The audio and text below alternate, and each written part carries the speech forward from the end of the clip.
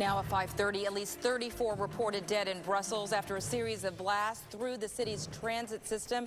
It brought it to a halt. Dozens more are injured, among them 3 Americans, all Mormon missionaries. That's according to a spokesperson for their church. Also tonight, part of the Denver International Airport is under evacuation after a possible security threat. According to our sister station, officials have opened the Emergency Operations Center and are working to confirm if there is a credible threat.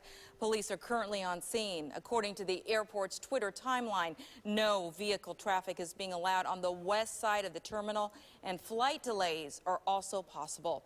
Right now, the tragedy in Brussels is impacting security at our largest airport in the area. Good evening, and thank you so much for joining us, everyone. I'm Serena Fazan. And I'm Ashley Glass, ABC Action News reporter Nicole Grigg, live right now at Tampa International Airport with the extra measures being taken right now for everyone's safety. Nicole?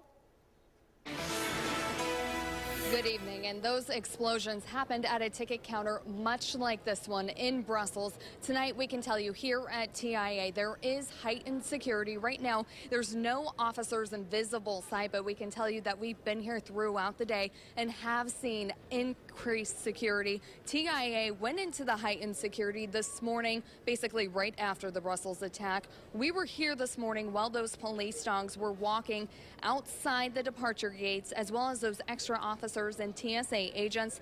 Also, all flights to Brussels have been suspended across the country, and that includes a United Airlines flight that was set to leave around 2 this afternoon for a connecting flight to New Jersey, then Belgium.